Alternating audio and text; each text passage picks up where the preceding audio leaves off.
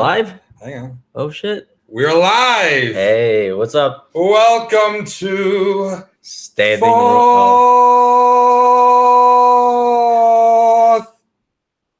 place. And standing room only. Yeah. You are. Victor. I am. Sheyne. Yeah, I should have been you or Sheyne. Exactly. Yeah, it's all right. It's and fine. Together we are. Standing Wild room Stallions. only. Oh, yeah. Yeah. Anyway, Okay. So welcome to episode 4 on June 21st, 2019. Current time is now 6:25. Thank you for joining us. Yes, sorry we were delayed. Traffic is a bitch. Yeah. But soon that'll all change because you're moving to I'm closer to Queens? I don't know. No, you're moving on with your life a little bit. A little bit, but good for you. But we're not here to talk about that later. Yeah. So first on the agenda, Steve Gelbs had a son, Jason Michael Gelbs. So yeah, we wish them nothing but the best. May your son have happiness, health, and his mother's charisma. Thank you. No, we love you, Steve. I think. Yeah. No, I do love you. Anyway, so you wanted to talk about your favorite quote of the last week. We just stunk. Mickey Callaway. By Mickey Callaway. So on June 17th, after a 3-12 loss to the Atlanta Braves, Mickey Callaway was asked simply what happened, and he just said, "We just stunk." Quote from him again: "We're not good. We've got to recalibrate what we're doing, and we have to do a better job." That's just plain and simple. Calibrate is a big word. I know, recalibrate. Yeah, we just suck, honestly, man. Like. You know, it's getting a little exhausting saying "I told you so." Yeah, I was being optimistic, man. I mean, we can't both sell the show, and I'm always the true. Well, we can't both be pessimistic. That's very true. Because then we just look like we're very angry Mets fans. Which I'm turning every other Met fan out there, though. I'm turning into the point where I'm about to become an angry Mets fan. We want to be the voice of the people. Basically, we're like every other Met fan. However, Zach Wheeler said, "I don't think it." Well, regarding the NL East race, he said, "I don't think we feel like it's getting away," referring to the NL East race. "We know we've got to start winning some ball games pretty soon. We're almost to the point of the season where you got to bear down and win games. It starts with pitching, it starts with me, and we have to keep the runs off the board." I agree because our bullpen is terrible. Today was good, but we'll get into that later. Yeah. But one day out of 7 is nothing. I mean, I like the accountability. I like what he's saying. It's all the right things, blah, blah, blah. You can't say we suck directly. You can't say that, "Oh, we're not in anymore. You can't give up." Yeah. But I mean, it's a little hollow. Yeah, I mean, it's a little hollow. I'm sorry. If we look at the NL East standings at the moment, we have the Braves sitting on top with the 44-31 record. Then we have the Phillies in second place. They dropped down since the last episode. Yeah, well, the Braves are doing their thing. Yeah, absolutely. The Phillies have a 39-35 record. They're 4.5 games back. The Nationals are at 36-38 with a 7.5 game.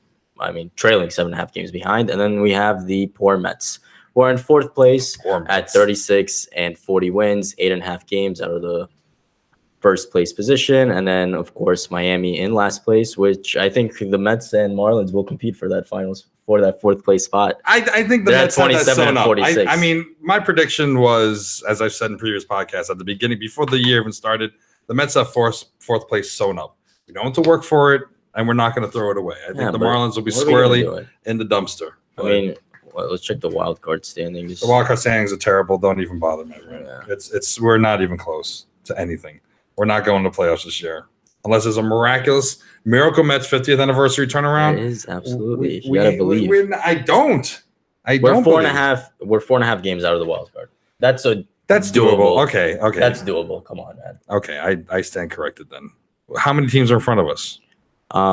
We have Cincinnati. Which 6 teams are in front of us. Cincinnati, before Washington, we even reach Arizona. the first 2, which is Colorado and Milwaukee. Yeah, but Milwaukee. You could get past Cincinnati and Washington. And then what about the other 4? Oh, look, you just hope that they crash. You just hope that they crash. I mean, here's the thing, though. Most of those teams, Philadelphia, they have the money to spend. St. Louis, they have money to spend. San Diego, they have money to spend. Arizona, give or take. Those top 3 all have money to spend at the deadline. What are we going to do? Man, we have to go for bullpen help. That's what we have to do. But who are we going to trade? Exactly. Do we trade a Wheeler, a Syndergaard even? God, if I even say that. Right? Yeah, but then who are we replacing him with? With the kid from yesterday? Yeah, Lockett. We'll get into him later. Anyway. All right, let's go to. And so then the our Mets next called a point. team meeting on the 18th, which it resulted in a one-day win. Wonderful, rah-rah. Yeah. But, that's – what good do you really think a Mickey Callaway team meeting actually fucking does? Because if you're not leading as the field general, if you're not leading when it counts the most, you can talk all the game you want to talk. At the end of the day, if you're not leading the team, if you're not making the right decisions, if you're not putting in the right people at the right time, making a lineup that works, why the fuck is Cano still batting third? I was pretty upset about that yesterday when he was batting third. I called the double play that he was going to go. Yeah, I mean, he can't run. He's a double play machine. It's terrible. It's the fact you got Alonso higher than him. Meanwhile, he's the guy who can bring guys home. Yeah. It's just, I know that whole statistically batting second is better, but Conforto should have been batting third in that spot. Yes, exactly. And Cano should not even be batting cleanup. You want to put somebody out there, you put Dom Smith out there at cleanup. Yeah. If you want to go McNeil, Alonso, Conforto, Smith, that's a solid starting four. I'd rather have Ramos in the third or hole or the fourth hole. But then do you think it hurts the ego or the confidence of the Mets having Robinson Cano, considering that they gave up all these assets for him? Well, that was their dumbass mistake. And we did it for Edwin Diaz. Which Edwin Diaz is not panning out to be the elite closer that we have. He's very shaky. But I mean, at what point? And then it just goes into the ineptitude of Mickey Callaway with his stupid meetings to be like, oh, I have to worry about the ego of an aging player. I worry about stardom and ego before I worry about the lineup that's better for this team for us to win. He does not making a lineup like that with Cano in the third hole or the fourth hole does not pose this position to put us in a position where we win. We put it in a position of, like you said, an automatic double play. He's not hustling. He can't hustle because think about it. We could have played a competitive game yesterday if we did not ground into so many double plays, where we left so many runners on board.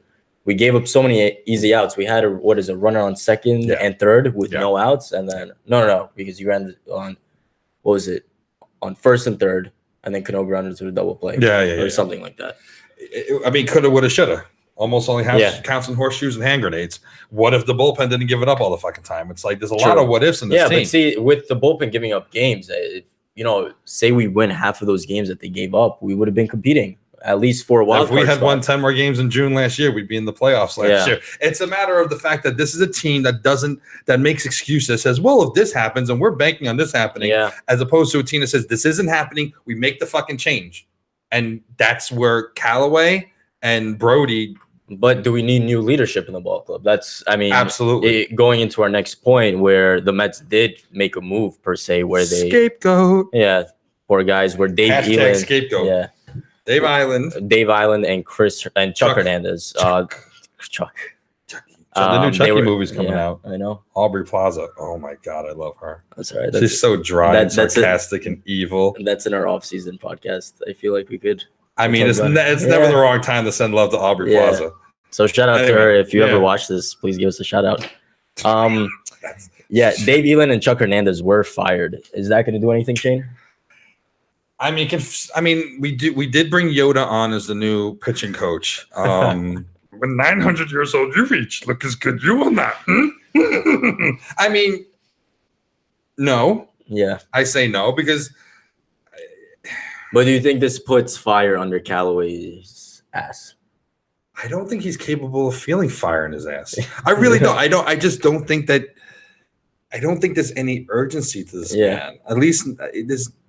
As much as I'm not advocating that I'd rather have Terry back than Callaway. I think it's just an older, younger version of the same fucking thing. But at least Terry would show some fire sometimes. Act like he gave a shit. One of the reasons people don't like Callaway is because he just sounds stupid. He sounds unenthused. He's Steve Gomes of the dugout. Yeah. It's just like he just doesn't seem like he. I'm sure he does care. I'm sure he feels urgency because we don't know what goes on behind the scenes. But when you're in New York, you have to project a certain swagger, a certain confidence, a certain oomph. Yeah, I mean, considering that he came, or the last team that he was with was the Cleveland Indians, where it's a team that's very. But he was a pitching coach. Yeah, where the pressure wasn't really on him. And also he wasn't you're not. And he was the top two. And Terry Francona was managing that team, right? Yeah. You had a genius in Terry Francona. I don't know who the bench coach was, but it wasn't him. Well, was it him? I thought he was a pitching coach. No, Callaway was a pitching coach. Yeah, that's why we got him. He's not even. He wasn't even the bench coach. He could show, the Syndergaards or the Groms. More evidence that too much emphasis is put on the pitching. And I know people can be like, "Oh, well, no, I think there should be an equal emphasis on offensive, defensive, and pitching. All right, I think we have offense. We have a decent offense where we can get on base. However, our bullpen, whenever they go in, it's just, all right, we're either losing this game or we're escaping by the skin of our teeth. Yeah. I mean, talk about the game that you went to where... Oh, God. Oh, we'll get to that. Oh, believe you me, we'll get to that. Let's go into some fun facts about... Well, now Phil Regan. Yeah. Regan, welcome.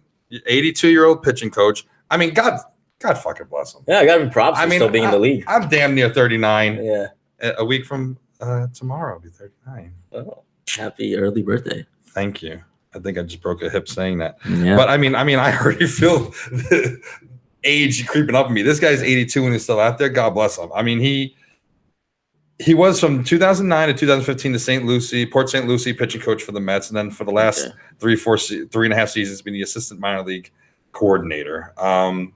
When did he make his major league debut? In relation to the Mets making theirs? So he made his major league debut 2 years before the Mets were even a team. To put that into perspective. They're coming to get me. Yeah, I know, it's right? The Wilpon police. Yeah.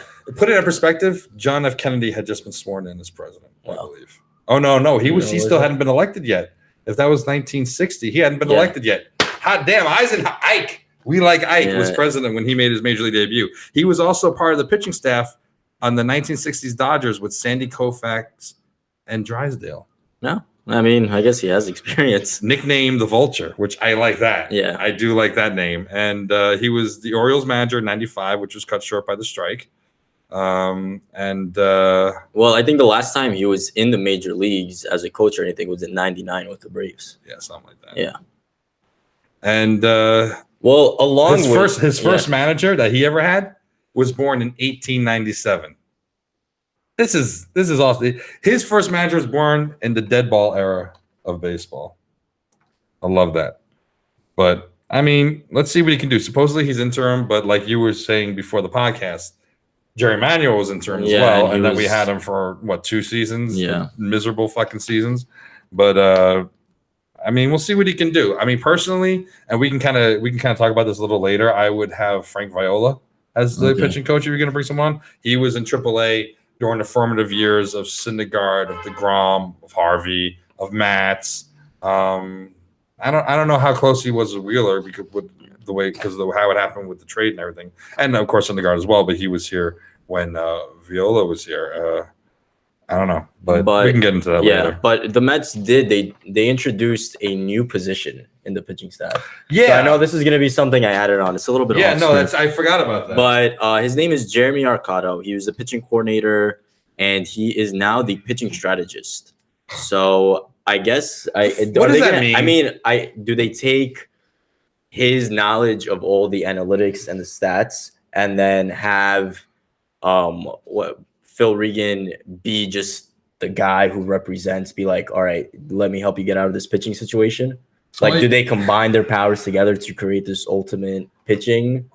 I think that's what they're thinking. Yeah. I think what's the guy's name? Jeremy Arcado. Arcado will take the stats and then talk it over with Yoda and with the pitching staff, and then Yoda will be the one to help them hone the ability. The vulture. Yeah. There you go. He'll be the one to kind of help them execute it. Yeah. Their mechanics. They're this. They're that. It's an experiment by the Mets that at this point they have nothing to lose. Yeah, I mean that's very, very true. I think that's the mentality that they have here. But how sick are you of that? We have nothing to lose. Throw everything at the wall. See what sticks. Bullshit. It's just I'm way more old school than I'm with. As much as Gary, Keith, and Ron can kind of like get on my nerves when they complain about the game nowadays, I'm very much on the side of feel it more than analytic. Yeah, but maybe Regan is the old school that they need. And that's true. I get that. And okay, you know what? You sold me then a little bit. Okay. The idea of merging the two does sell me a little bit.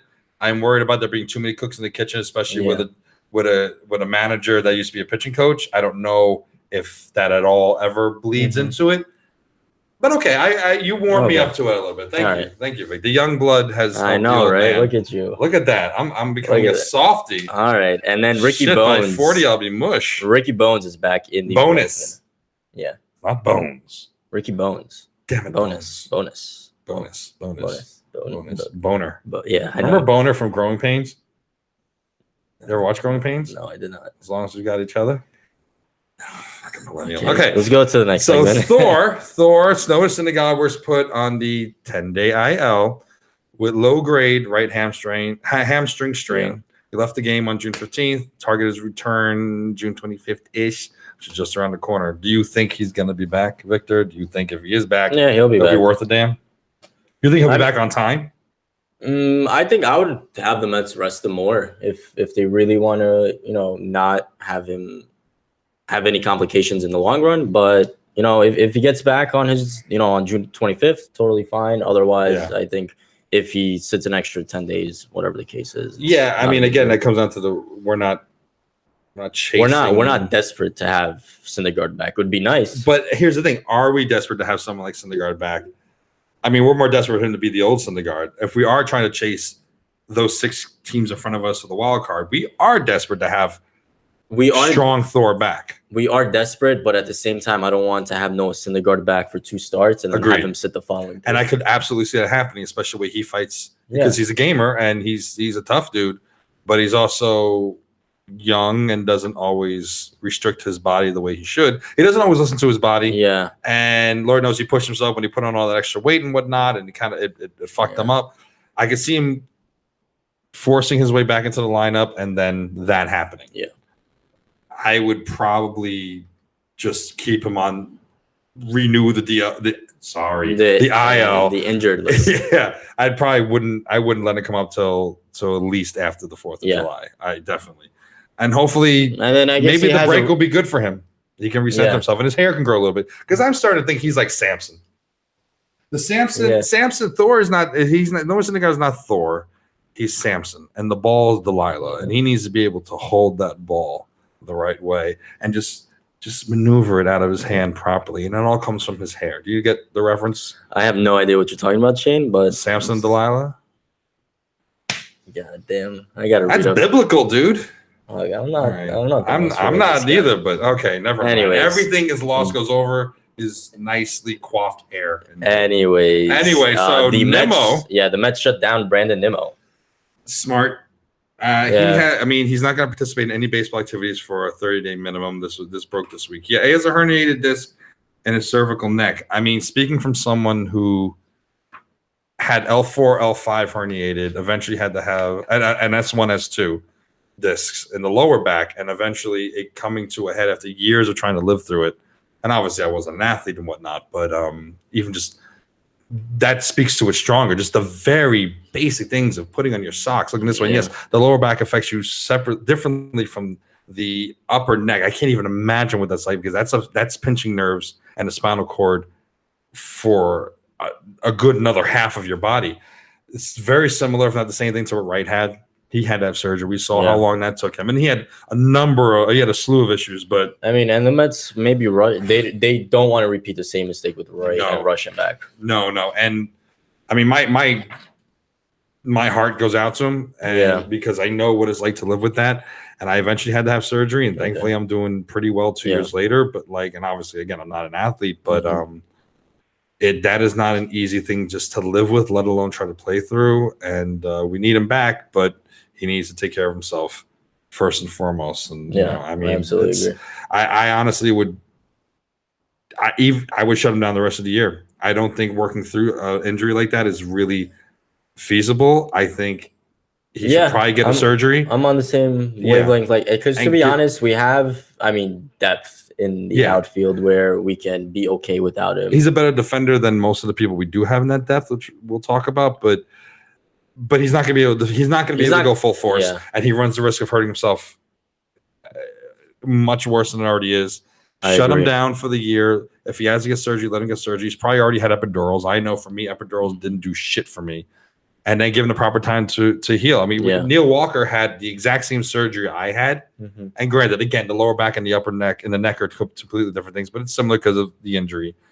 he had the winter. He was back, and he was as good as Neil Walker is, and it's not a slight against him, just meaning at the caliber you expect him to play at. So I personally would shut him down, but I'm glad that they did make the right move in this first step and shutting him down for those 30 days. Continuing with the list of injuries, Jerus Familia is placed on the 10-day IL. That sounds very familiar. Yeah, I know. I feel like it's every other day with this guy. I mean, he has with a Bennett lesion in his right shoulder. Bennett lesion. Yeah, in his right shoulder. Yeah. So his second IL stint of the year, and pretty much this is a decline from his 2015 season. Do you think that this is what's causing him to suck so much, though? Yeah, it is, because man, when you put in Familia and he gives up all these runs, like it. First of all, it demotivates your team. You're like, oh my god, great, we have this team, we have this lead, we could be up 3 runs, and then all of a sudden, off a walk, a base hit, and a home run, now it's a whole new ball game. Mm-hmm.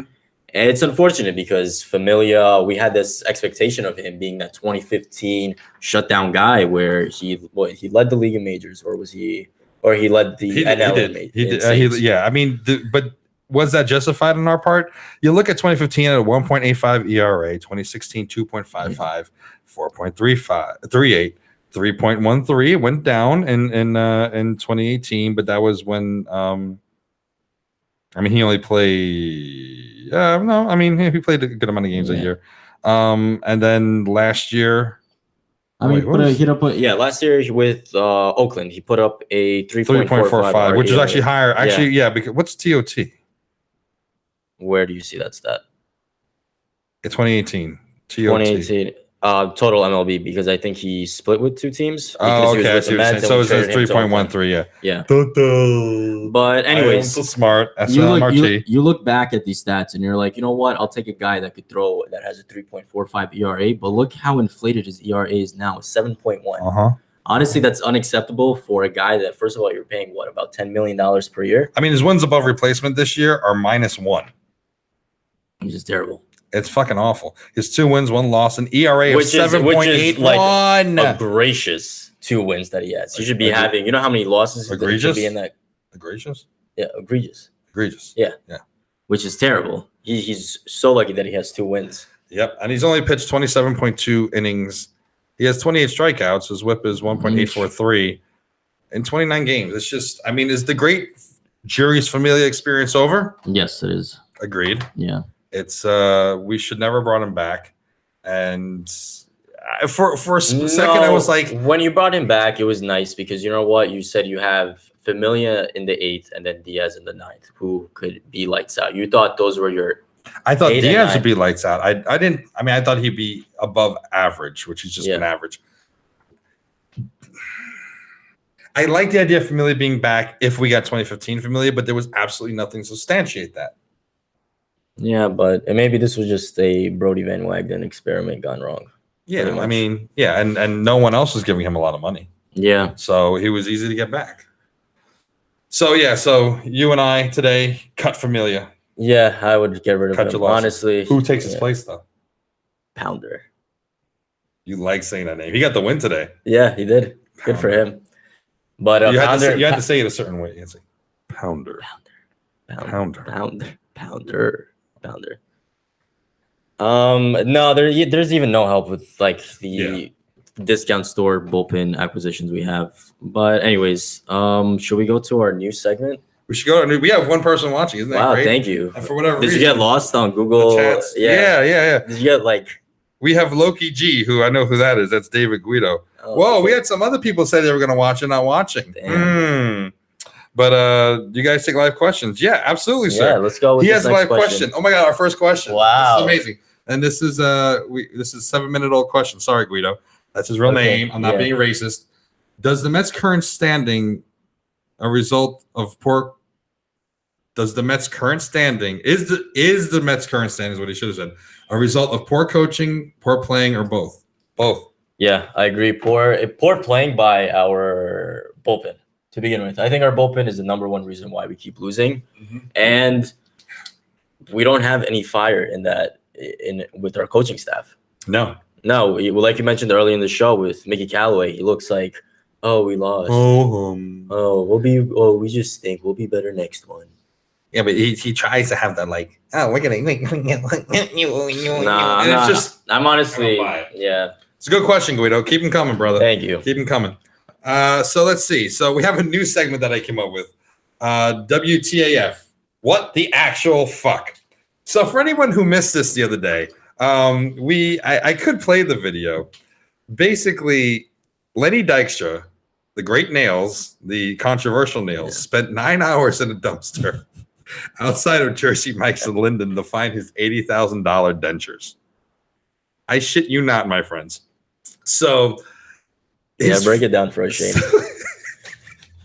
I fucking can't. I saw this in the news like 2 days ago. And I'm dying. So his friend was with him, a wrestler that goes by the name of Sprinkles the Clown, tweeted that he was looking for volunteers. He was looking for people to come to Jersey Mike's and help Nails and Sprinkles look for dentures in the dumpster. So Nails posted a video. I was gonna feed it through, but I'm not sure. I should do that. So Lenny posted a video of himself on I guess Twitter or Instagram, and he says, "Oh, I took it out." What did he say?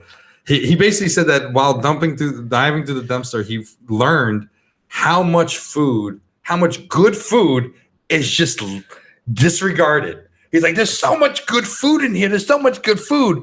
And then a motorcycle goes by. He goes, "There's so much good food." You hear that? You hear that? I'm like, oh my God, this is so fucking him. Yeah. The guy's off his rocker. Yeah. Probably. It's just, I mean, I feel bad for him. He says that he lost his teeth when he was. This is not funny. Dude, he has $80,000 dentures. He has $80,000 dentures. He's basically he left them in a napkin and they got tossed. He claims that he lost his teeth when he was in jail, and the guards beat it out of him. They beat him so bad that he lost his teeth. Oh my God. That's yeah. Yeah. So he was like, I was in there for 9 hours. Quote, I was in there for 9 hours. I thought the cops were going to arrest me for trespassing. I wasn't leaving my teeth in the dumpster. No way I was leaving them. And so his friend Dan Reese, who from Perfect Pawn, basically he arranged for a dentist and a baseball fan in Minnesota to pay for the $80K dentures. Nails got him for your charge. So no shit, you get an $80,000 present, you're going to the dumpster. But it's just like, he's like, quote, I love this guy, but he's Lenny Dykstra. He's from another planet. What the actual fuck? You're at a restaurant. Why are you taking your dentures out to be? It's not like you have like my friend Shannon has liners, right? Yeah. And she's always like, before we eat lunch. Oh, I wear liners as well. Yeah, you do too. You take. But I put them in the case. Does Jersey Mike's have soup, or is he eating chili without? I've never even been to Jersey Mike's. So I don't know, man. I mean, Nails, God bless you. You found them, and I mean, what the fuck? Oh, we got another question or a response? What's going on? Murder. I love this. Having one viewer is great. Murder, fuck, kill. Former Met Daniel Murphy, Derek Jeter, and Lenny Dykstra. Holy shit! God. Oh God, because. Wow, that's what a question. Can I kill myself, Guido? Yeah. I don't know, you go. Here's the thing, and I'm just gonna be blunt because, fuck it. We all know Derek Jeter has herpes, and he gives it to everyone. You Google the Derek Jeter tree of herpes. I know the girls are like, oh my God, no. I mean, I'd still do it, but like, so he has herpes. So you're fucking him. You better wrap it up. Murphy is a fucking fundamentalist. Oh, he's got the tree of herpes up there. Can you tell me some of the names on there? So allegedly. I didn't even know some of these women. Oh, well, you got Jessica Alba, Scarlett Johansson, Mariah Carey. Is that Jessica Biel? Yeah, Jessica Biel, and then you got this hot chick. That would be No, I have no idea who that is. He was engaged to her for a little while. I wish they had captions. She was a really she's celebrities. Anyway, but so Derek Jeter. Yeah. You would kill Derek Jeter. Do I want to do anything with Lenny Dykstra? I think you're better off fucking Daniel Murphy. You know what? Okay, so Lenny Dykstra. Okay, I'll marry Daniel Murphy because as much as I don't like his a lot of his I don't like I don't agree with gay lifestyles and Christian fundamentalist shit. I can't get behind that because I support everybody. I mean, I make offensive jokes with everyone, but I love everyone. Everyone's equal. But at least he's semi-normal. I guess I'm accepting hatred, but so I guess I would marry Murphy, kill Derek Jeter, because what kind of Mets fan would I be? I mean, it's already bad enough I didn't end Chase Utley's career when I had the chance. So I got to kill Derek Jeter.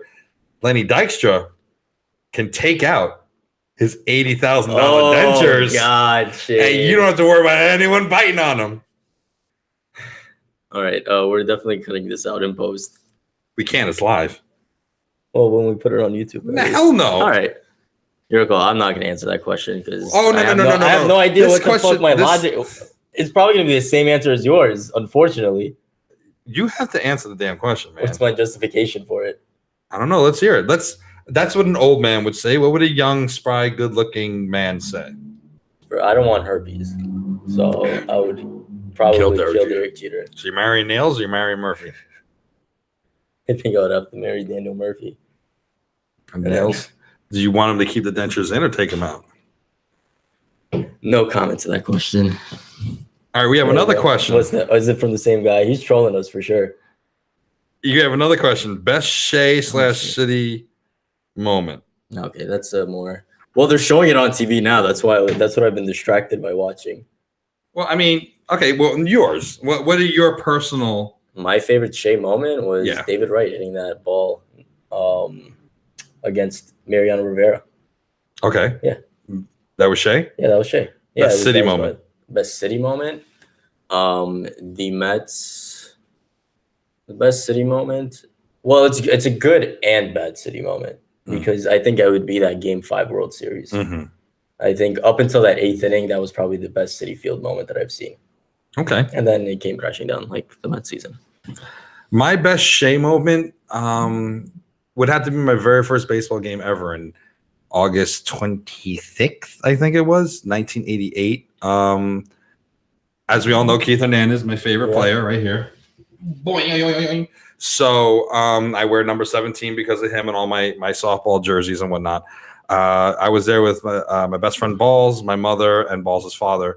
And Keith was at bat. We're sitting in the upper tank, free tickets. My mother just turns to me and goes, "This one's for you." Yeah. Next pitch, Keith Hernandez hits a home run. Best Shea moment. Best city moment? It's hard because I was at game. Would it be the no-hitter? I guess I don't. I mean, if you had to pick best moments for both stadiums overall for the whole legacy of the team, it's got to be 69/86.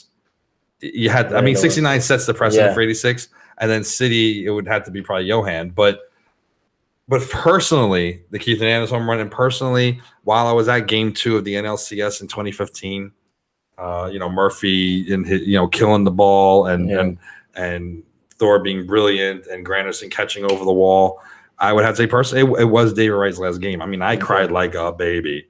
That an hour before the game started, I was fucking just emotional because I love Jose so much. I love Wright so much. It was yes, Jose played one inning the next day. It was both their swan songs, and it was a beautiful celebration. So for me personally, it was that. Good questions, Guido. Yeah, keep them coming. All right. Let's go to the next segment. A tale of two. So this is not Mets related, but this is some shit right here.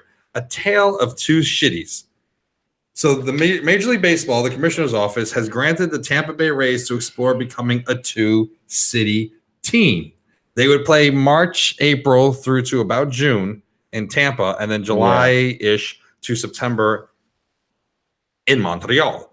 Montreal's been out of team since, 04, I believe the Nationals moved, 04, 05. And both cities would likely get new stadiums because they haven't been able to get a new stadium off the ground in Tampa at all, which is funny how now you have less games. Yeah, but what are you going to do?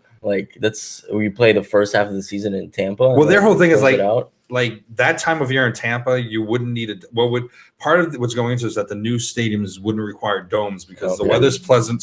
The weather's pleasant in spring in Tampa, and then the weather's pleasant in summer in Montreal. So, and then you can have those stadiums be multi-purpose, probably built for baseball, but multi-purpose for football, for soccer, not American football, but with international football and concerts and mud runs and tough mudders, paint runs, whatever the hell you call them, beer fest, all the stuff that they do at City. But they're like, how much a season ticket's going to cost? Because they're going to have to split it up. They're going to figure out who gets 41 games, who gets 40 games. True. It's just, I feel maybe they change it up. Yeah, they'll alternate per year. But what about the parade? If they win a World Series, how long does that parade stretch? Loki G says he's not trolling. I'm just normally this weird. I love it. I think I think that was a great question. You fit right in with the show, man. We gotta to go in here and live with you at some point. We gotta feed you in, brother. But I mean, if it's gonna save baseball in Tampa, great. And Montreal's been fiending for a team. That's a passionate fan base. And there's a great documentary about it, about the Expos leaving, and it's sad because if the Mets got up and left, I mean that's what Brooklyn Dodger fans went through. Yeah, but then say the Mets leave, would you be okay if they only come back for half the year? They play half their games. It wouldn't even, but it's not even the Nationals going back. It's the Rays. I mean, do it. I mean, I'm not a Tampa Bay Rays I'm all fan for regardless. it. I think it's a good idea to do. I think it's a good experiment. Yeah. I mean, they're playing games in London. They have the Yankees-Red Sox game, I think, coming up. One of our other viewers got the Samson Delilah reference. Oh, wow. Our friend Jackie got it. All right. Jackie, why don't you type in? You ask us a question. Yeah. Please, if you're still watching. I know. She is. Yes. Oh, awesome. All right. What will we call? And don't steal my joke, bitch. No, well, you go. Go. No, what was your name for the new Tampa Bay? I forgot what I typed out to you. All right. Well, my new name. Ready for it? I have to look through my messages. The Tampon Rays. Tampon Triol. I think that's fucking brilliant. It's a good play. Because that team's been bleeding money for years. Yeah. And you need to stop the bleeding. What was mine? I am so pleased with myself and my jokes. Look at that. I'm just pulling up those. I bet you Guido's laughing. Where'd you guys get your Mets news to keep up to date on them? I mean, Mets blog, Mets.com, sometimes MLB, Instagram, personal players, Instagrams and Twitters, New York Post, Daily News. I just started our own eyes. SNY, get your New York sports here. Get your New York sports SNY. I mean, ESPN. So I mean, pretty much anywhere. We watch what's happening, and then we do a Google search, and literally I print these out from work at like 3:30 on a Friday before we do the feed, updating it right to the last second, and we trade back and forth what we want to talk about, and that's it. Yeah, I mean, every week so far, we've just been trying to experiment and bring in new segments to the show, try different ways just to keep viewership engaged and or get viewership. Yeah, get viewership, to be honest. But I think Instagram is a good platform for us. Yes. Personally. Yeah. And hopefully I don't know. Yeah. Well, we'll get somewhere with this, but we appreciate you listening. Absolutely. And I found my team name. It was the Tampa Bay Montreals, which isn't as funny as yours. Yeah. I mean, that could get past the censors, though. The Tampon Triols. What's their mascot?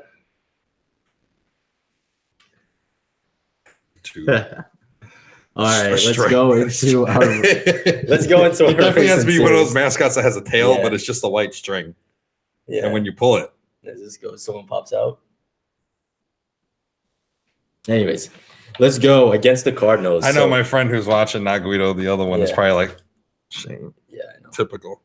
See, that's what happens when you don't ask the question. You have to ask the question, so this way, Anyway. All right, so game one with the recent series since the last podcast, yes. Well, this was a special game that happened on June 14th. I feel it was a very Mets way to lose. Yeah, my friend Michael Pierce, love your brother. He wrote on his Instagram, quote, "Only the Mets can lose twice in one day, and it wasn't even a doubleheader." Absolutely. That, of course, was the game that Alonso and the others begged to keep it going, and then we ended up in a rain delay just when Edwin Diaz gave up the fucking tie, and then we came back the next day.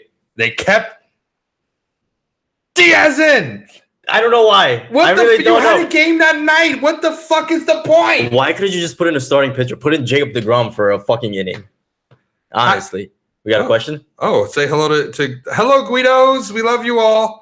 You don't know them, but I grew up with them. They're a great family. They're watching on the TV. Oh, nice. Awesome. Holy crap. Thank you. Wow, we got like 3 viewers. Yeah. Yeah. I hope no one was offended my Tampon Triol And this is where we go to -3. Exactly. I kind of like will be like Familia's War. All right. Anyway, but yeah, so that was the game that they kept Edwin Diaz in, and then he was unavailable. It's just stupid.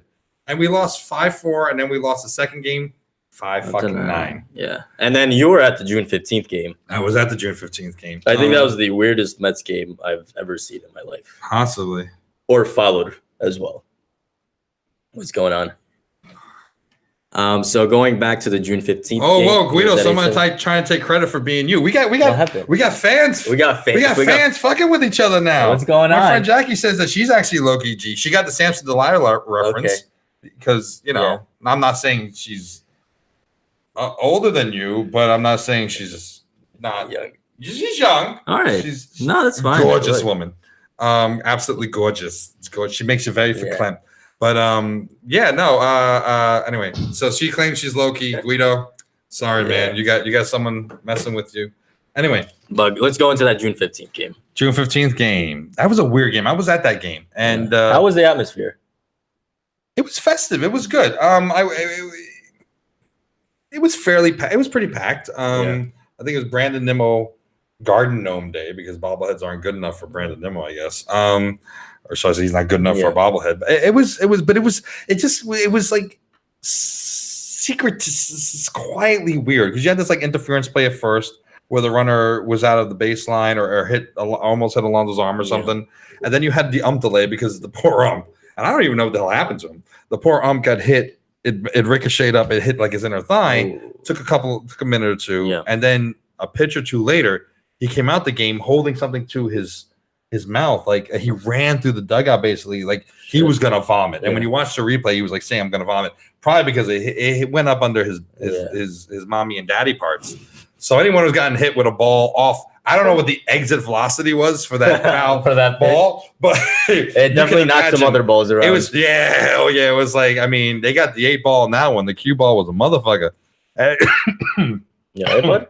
Oh, I'm just excited talking about balls, Anyway. So the poor guy had to leave the game. So that was just weird. And it was like a 15-minute delay. Then there were just some really dumb errors. And then there was the play that ended the game. The Mets tried so hard to give it all away. Yeah.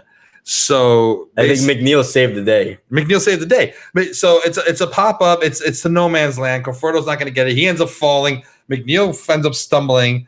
And thankfully, it was the pitcher, whoever it was, rounding. He stumbled at third. But even still, without the stumble. Yeah. McNeil, heads up. Picked up the ball. Not like he didn't do like a Castillo where he threw to the wrong fucking bag. He threw to the plate, straight 1 or 2 hop. Beautiful play. Kind of puts some of the outfielders to shame because he was playing second that night. McNeil is also our left, but he was a second baseman that night. So he threw that ball, and I mean, the dude was out by a country mile, as you say, and we won the game. And then Edwin Diaz, he was the one.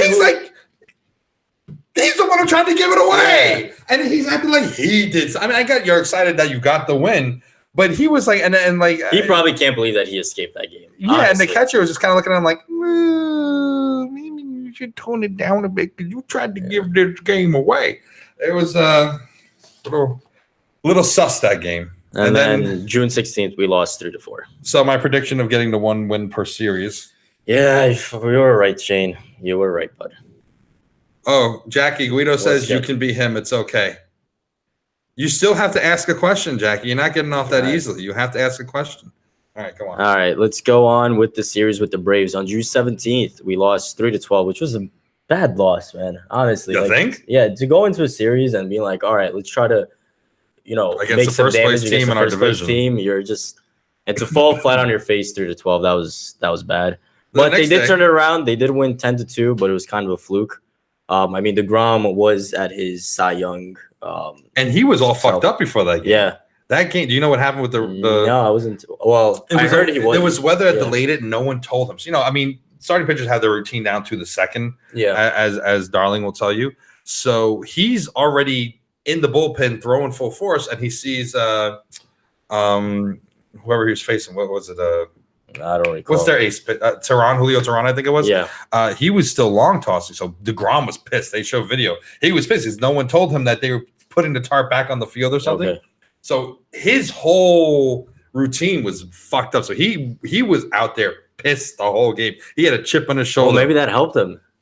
and help them out. It did. Someone needs to piss him off. Yeah. Someone needs to someone needs to piss off the entire Mets organization. Steal his popcorn before the game or step on his toe or something, because it worked. And then Alonso hit a home run that game. He did, right? Yeah. Or no? I mean, when did he not? Yeah, I know. That's the thing. I mean, we're gonna get to that. So then we had a loss 7-2. This Carina sends JD Davis. Oh, so that's not their base because this Carina sends JD Davis on a shallow fucking Ramos base hit.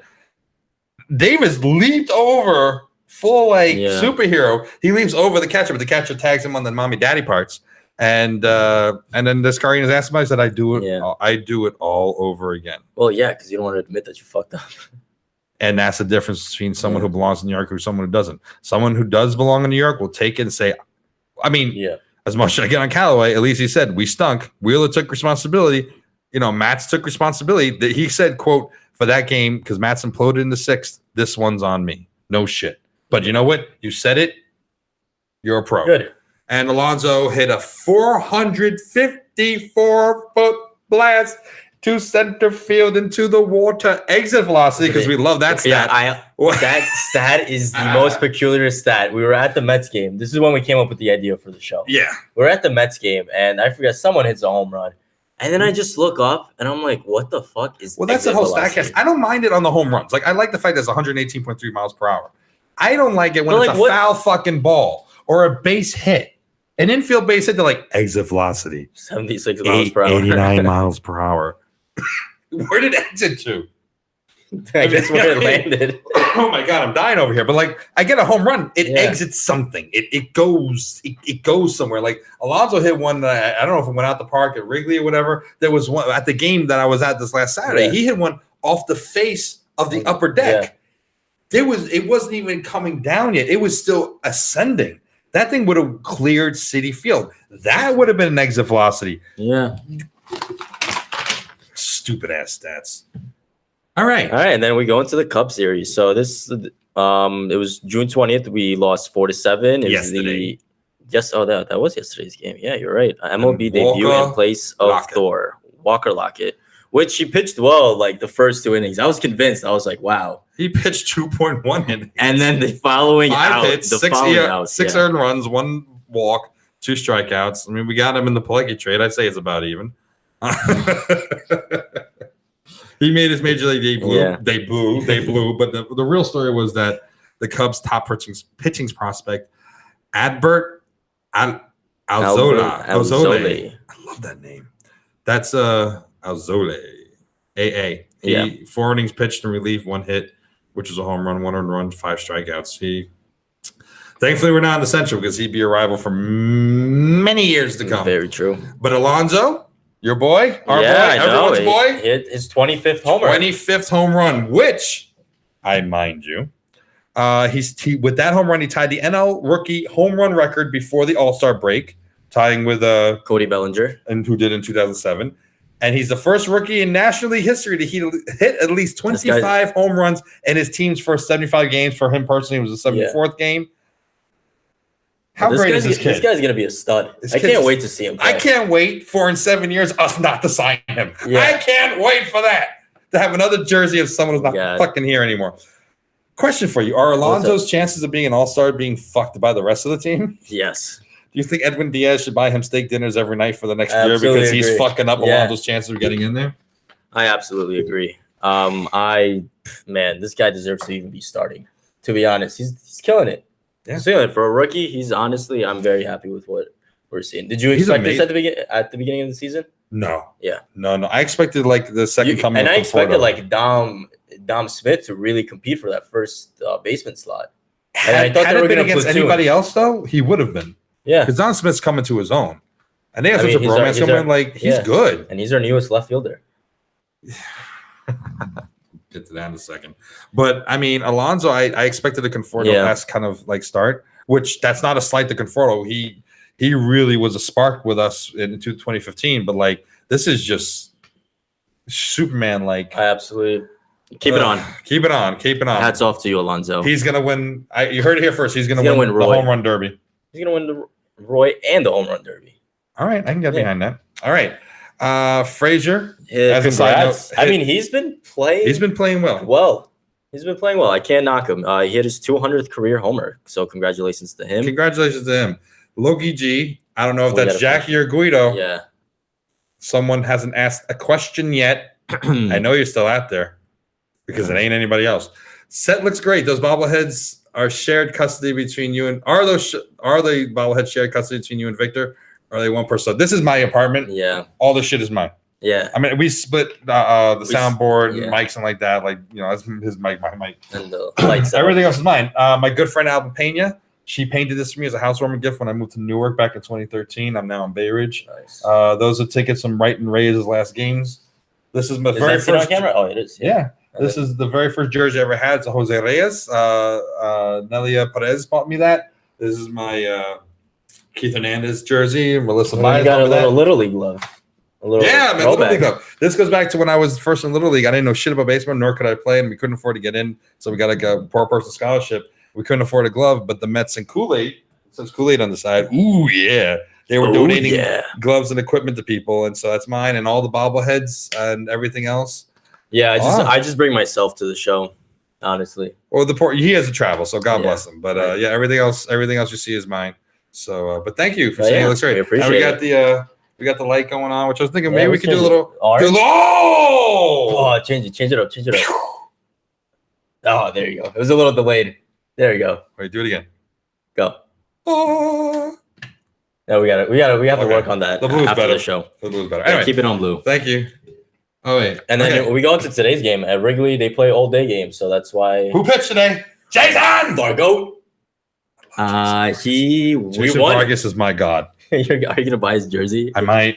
If he has, only if I can like grow my hair to look like this. If he has the highest winning record above all Mets pitchers this season, would you buy his jersey? No. It's $160 fucking dollars. Would you buy a replica? Energy we have when we know that two people are watching. Would you buy a replica jersey? It's still $160. The real jersey is $350. Fine. Would you buy a cheap jersey that's like made in China that you pay $12 for and you get it shipped to your house? Those ones that say they're genuine, but they're not because the blocking isn't correct? Sure. You would, okay. I'd buy the $35 jersey. You would buy the 35. Absolutely. Okay. I'm going to be wearing that. That's going to be hanging here instead of Hernandez. Hernandez, who? He actually kind of didn't do great today. He almost got knocked out by Thomas Nido too on that pitch. Yeah. On that. The hit. No, not the hit. When Nido was trying to throw the ball to second base on his steal, which, my God, he missed by a mile. We won 5-4, and Diaz a 12-pitch save. Should be. This is the Diaz that we need. This is the Diaz we get for one day every month. It's fucking beautiful. Thank you. Thank you, Diaz. Thank you, baseball gods. Absolutely. Tomorrow we have Wheeler, 5-5, 4.94 ERA, 103 strikeouts versus Cantania. So do I. Yeah. 4-6, 3.87 ERA, 7 strikeouts. Who you got in that game? I'm always gonna say the Mets. The Mets are gonna win this game. Cantania wins. June 23rd on Sunday. the Graminator. Hopefully he's pissed off again. Yeah. 4-6, 3.2. This is going to be a pitching duel. Versus cunt face Cole Hamels. Cunt Hamels, as I call him. This is going to be a good match. We always get up for Hamels. I don't know if it's going to be the same now because no one is on this team that was on the teams that had the rivals with the Phillies. Yeah. But I think we get up for Cole, and Cole always falters with us, at least in the last few years. So I'm going with Cantania on Saturday, the Gram on Sunday.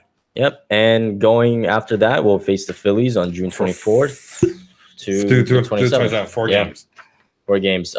Before we start our final list of topics, what do you think of our outfield with the Dom Smith? Yeah, Dom Smith and left, Conforto in center, and McNeil and right. I'm happy with that.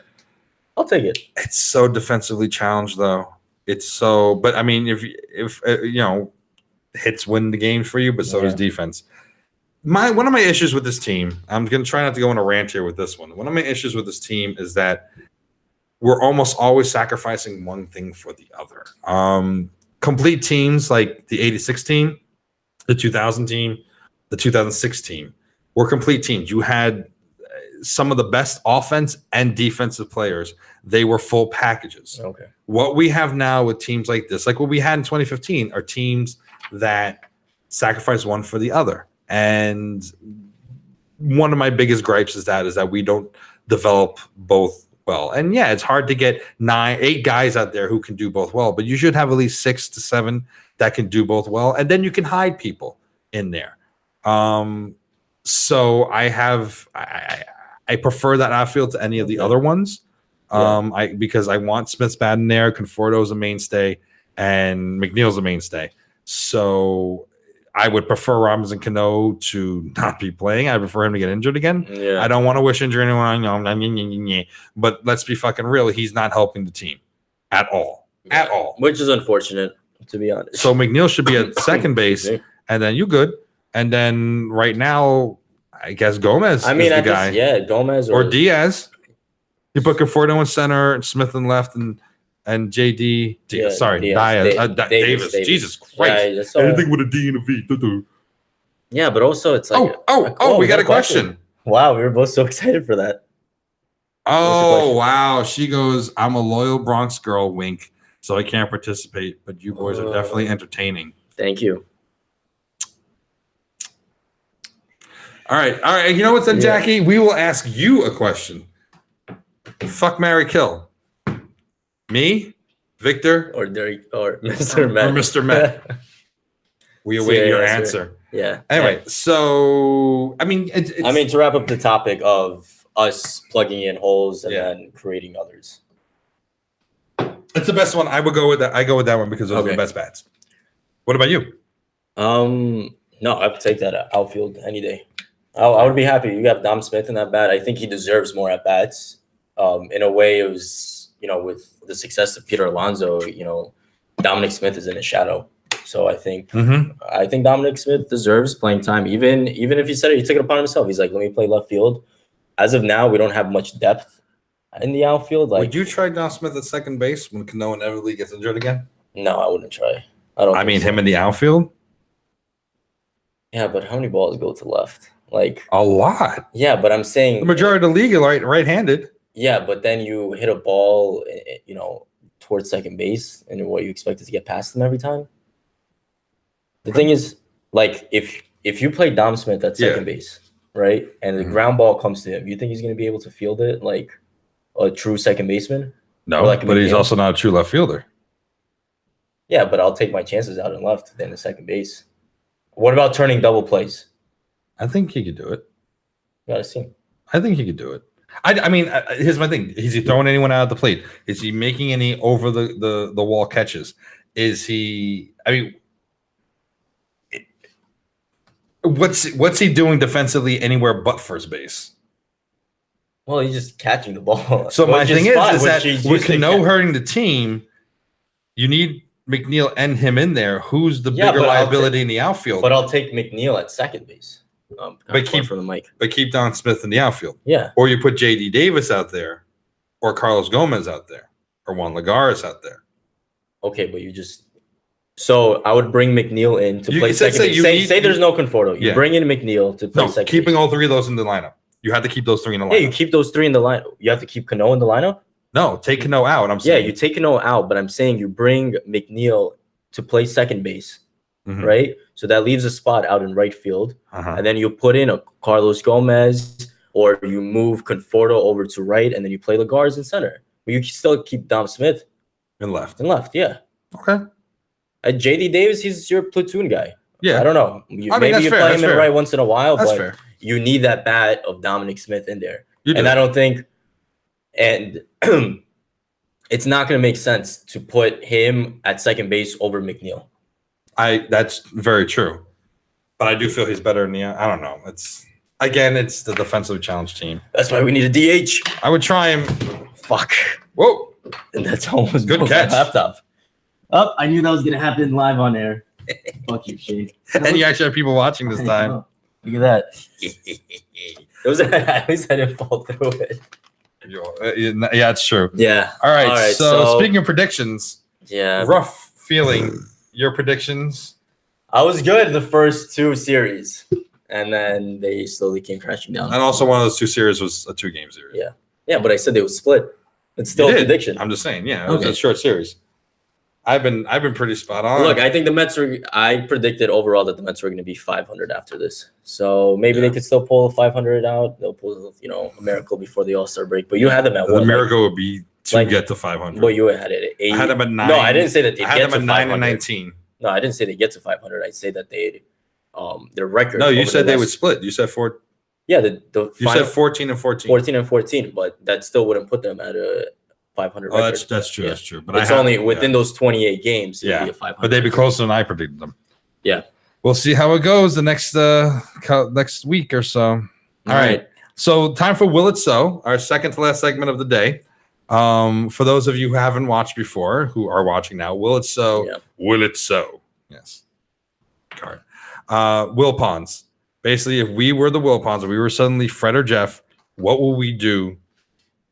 What changes will we make to this team? Will it so? What will we do? So the question today is, today, right now, what immediate changes would you make to this 2019 team? If the Mets lost today, I would have fired Mickey Callaway. And so what? He bought himself a day? Yeah, he did. Do you really think he had anything to do with the win? No.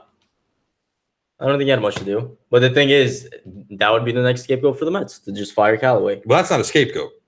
Dave Island, what the fuck his name is, that was a scapegoat. Mickey Callaway is not a scapegoat. He bears a lot of responsibility for this mess. Yeah, but he acts like he is a scapegoat. It's him. But okay, so what else would you do other than Mickey Callaway? Like what are all the changes you would make today? Today, I would make a move for a starter. I mean, not for a starter, for a arm in the bullpen. I would make not a blockbuster trade, but I would maybe have to give up a Wheeler or give up some prospects to get a legitimate arm in the bullpen. Just one? You do one for now and then see where it goes. Any shakeups to the lineup itself? I would get Cano out of there, like we mentioned before. I don't know. Maybe you just rest him. Like, I don't know what Cano could do for the Mets. I kind of wish the roles flipped. I feel like Cano fell in the hole and Cespedes would be playing. I mean, it would not be beautiful, but that ain't happening probably ever again. Yeah, but what would you do? I would fire Mickey Callaway. Okay. Goodbye. We're both on that same page. Hey, Mickey, you're so gone. You're so gone. Eat my ass.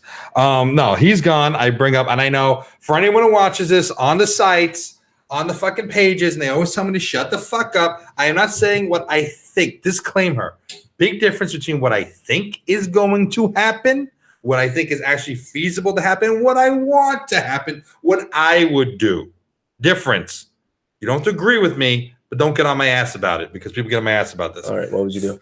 Wally fucking Backman. Number 6, the spunky, fat, Scotty-looking, angry motherfucker. He is from the 86 team. He don't play. He gets destroyed the years. That's true. Sorry about that.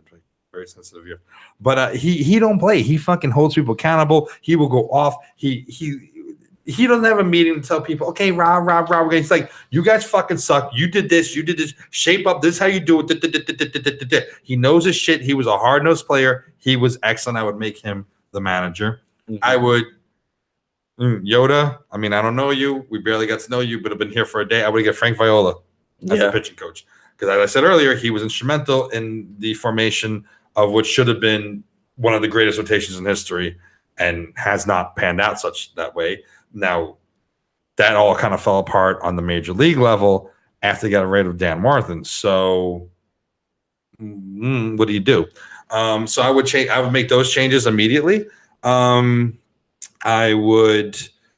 bring back Melissa Rodriguez to the team and give her a huge promotion. Okay. She'd be in charge of all public relations because, damn.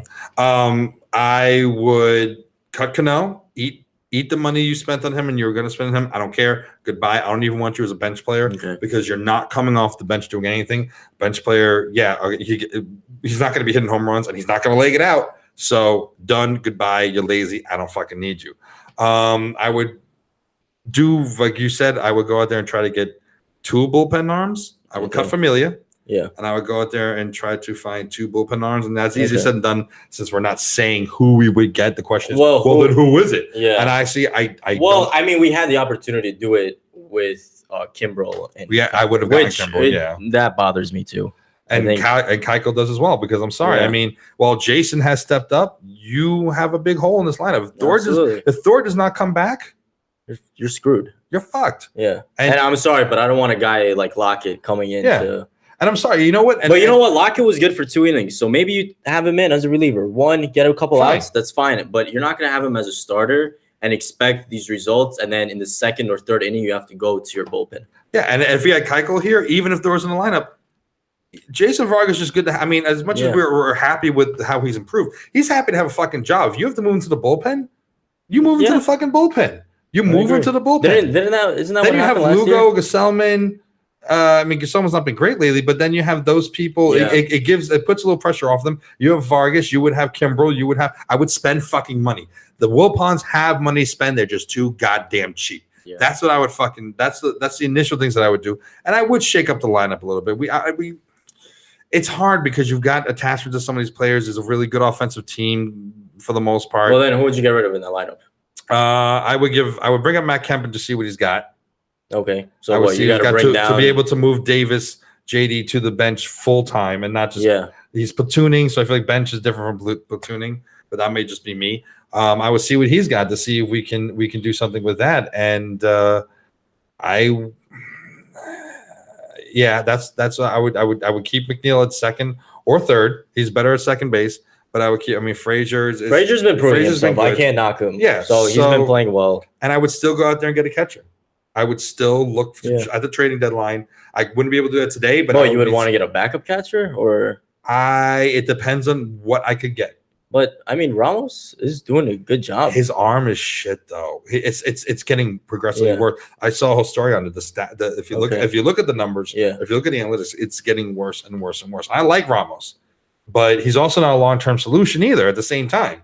So, but do you think we develop a prospect or something? Oh, we definitely need to. We would need a complete overhaul of the farm system. Yeah. But those immediate things, arms in the bullpen, another starter. I would have, you can't cry over spilt milk of the guys you didn't get. Yeah. I would cut Cano and bring up Kemp and shake it up a little bit and just see what I could do and give Dom Smith a game at second base. Fuck it. Yeah, at this point we're just experimenting. Give it a shot. Yeah, because we're not going anywhere the way it is constituted right now. And so now we have the final segment. Tell us this one, because this is your brainchild, sir. So this is a new segment. I figured everyone loves memes. So we'll have Mets memes. And Sheyne, well, I recommended 5 memes, but Sheyne threw a couple curveballs in there. So I'm going to be seeing these for the first time. All right. And I have to react to them and explain them, I guess? Or I mean, one of them I have no idea what the fuck it is. Okay. But are these all memes related to the Mets, or they're just other memes in general? Because I only sent you Mets memes. I know. Yeah, I only have Mets memes as okay. Well. Sorry, I'm updating to make sure that gotcha. Is it working? We're good? Yeah, I see you waving in that. Yeah, you see you waving in that, but I'm trying to be on the phone to make sure that you need to pull up your memes. I want to be up to date with our people. Oh, I see. 3 people are watching. Oh my God. Wow. Oh my God. Okay. Wow. We're so excited. Okay. So Mets meme number 1. This should come through to everybody. Oh shit! Here we go again. So this is a Grand Theft Auto meme. Does everyone see it? Actually, let us know if you see it. It's not coming up on my feed here. No. Oh, there it is. There it is. All right. So this is the "oh shit, here we go again" meme. So it's from a Grand Theft Auto line, and it's pretty much Familia stepping into the game, and he will blow it. He would probably, at this point, you don't know what to expect. Fair. Yeah. I like that one. You don't know what to expect. I like that one. And every time he steps in the game, it's like, oh shit, here we go again. Here we go. So that was a meme sent in by me. I like that. Let's go. Next meme. All right, let's see. I'm seeing if it it's I think we're like okay, we're on delay here. Okay. We're on delay. Okay. So the next meme is what are you doing? Pepe the Frog. So I'm sure this is probably every Mets fans now. And he's sticking a fork inside the socket as we all try to kill ourselves from this excruciating pain of being a miserable fan base. That's his name, Pepe? Pepe the Frog, yeah. I love this fucking guy, though. Oh, shit. Oh, my God. Wait. Yeah, wow. We're good? Good thing we didn't see that. Yeah, I know. I love Pepe. Yeah, Pepe the Frog. So we could all relate to this guy. We can all relate. Let's go. I love the Mets bucket hat, too. right? But It's but just note so- that he's wearing a Mets jacket, but a Knicks jersey, because the Knicks are also a franchise that you want to stick. No, he's not wearing a exactly Knicks jersey, bro. Yeah, it is. No, that used to be the writing in '86. Oh, okay. My Yeah. bad. That was mistaken. That Oh, looks no, like the was new it? No, Knicks. you actually. That looks like the Knicks. No, you're right. jersey. You're right. This is the Okay. Knicks. Yeah, shows what I know about basketball. Okay. Yeah. The next Next meme meme. is. All right. So this is another familiar related meme. So behind the mask, you could say, or the person wearing the mask is Liam Neeson, and it's a late game lead. I will find it and I will blow it. Is that your Liam Neeson impersonation? Yeah. Is that a bad There's Liam nothing Neeson? Irish about it. I don't know. You do it. I will find you. And I will find you Late game lead. I will find it and I will blow it. and I will blow it. And that's why. I mean, it's not a good impersonation. Yeah, we don't have a whatsoever. good impersonation, but it's an accurate meme as to what we have. Yeah, I will find it. Yeah. Oh, I didn't see this one. See some else. Sounds familiar. I mean, I think all of our memes are related to familiar. there's nothing. I mean, there's no explanation needed here. Familia is he's shite. Yeah. I will find him. I will kill him. All right, here's another one, and we're almost done with the memes, ladies and gents. What is this one?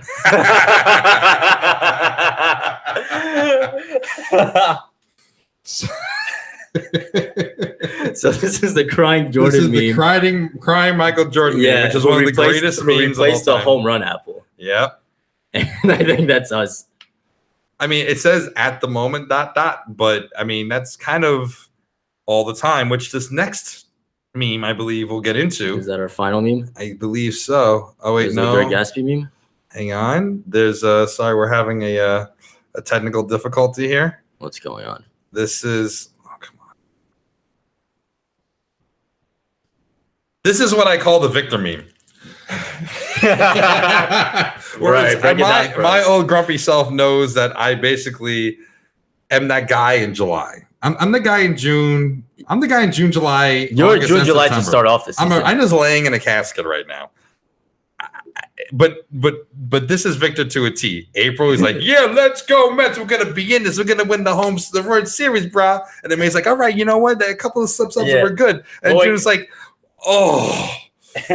And then July, yeah, he's checking his phone at the game. Yeah. I think those are the same seats we were in last time when you bought your Probably. Conforto jersey. And then you're just shamed, and then you're just dead. So that's the Victor. That's the Victor meme. And the last meme of the day, which I saved for last because it's the best. Cheers. This one's for you, Jackie. Yeah, so cheers to all the dads who didn't raise Yankee fans. Obviously, this is from Father's Day. Yeah, so this is a It's just Father's Day. fast. We're about a week late, but shout out to all the fathers out there. Yeah, not to them for showing us how life could really be disappointing through a team. You know what? I've said this. The Mets are The Mets are a real life team. Like they're an analogy of how life the goes world sometimes. works. Yeah, I mean, Yankee fans, they I mean, they didn't always have it this good, but Yeah. I mean, and yes, they haven't won a World Series in 10 years, but they Oh, will. at what some a point blessing soon. of having Oh, one, poor yeah. them. But it's like how millennials kind of just expect things to be given to them, and they get an award for showing up, and they think things are good. Victor's a good millennial though. He's not one of those. He's not one of the stereotypical ones. But like, that's the Yankees, and then the Mets are like, the world's hard, the world's shit. You're not going to get most of what you want for. I agree. Most of your life is going to be unrequited, and did I pronounce it right? Probably not. And it's just goddamn. Yeah. And I feel like that meme encapsulates it. I can't speak. Yeah, in I think you're getting. Perfectly. How long are we into this episode? I have no fucking clue. An hour? We're definitely an over. We're over an hour, but I Yeah. think that's the last segment of the day. So any parting words to our thank 3 you. viewers? Thank you to our Yeah. 3 viewers. Thank you Shit. for following. Hopefully, we can double that and have 6 viewers next time. Memes are funny, Victor Guido says. Thank you. We'll search for more memes. If you have any memes, I guess you could reach out to Sheyne. Yeah. Or Well, you can- well, we should share. Yeah, or we could share our social media so we could get more viewers. So we have our Instagram page, which is Standing Room Only NY. NY. We have that We on have Twitter as well. We have Twitter as well. Facebook as well. And of course, you're already on the page here. So please, if you have a YouTube account, subscribe and hit the bell notification, like the video, share the video. We need 100 subscribers so we can personalize the channel and kind of send it out there. So please share it. We appreciate everyone who watches, Thank you. especially the Yankee fans as well, because it's a split town, and that's really awesome that you watched as well. But also, we have an email. Don't forget about the email. We have the email. What is it? It's standingroomonlyny@gmail.com. So if you want to send us more memes Or questions or some interesting topics for what was the one that you introduced? What the actual fuck? Yeah. Feel free to do so. And it doesn't have to be current events. It could be at any point in history. Like maybe what the actual fuck will be Dandy, the hobo mascot that the Yankees had in the 70s. Yeah. Mr. Rodriguez, would you like that? No, do we get an answer? No, because we're on delay. Okay. Anyway, so yeah, and if you want to be on the show, you want to participate, if you want to kind of go Instagram live with us and whatnot. Usually we'll do Fridays. We usually aim for Fridays after 6. It depends on traffic on how I get to Brooklyn. This next week it might have to be Thursday if you're free, because Friday. No, that's fine. But either we'll probably do a Thursday my birthday episode. weekend next weekend. I'm gonna be old. Gonna be old like the Mets chances. All right, let's wrap this up. All right, we'll see you next week. Peace out. That was unnecessary. Are we done?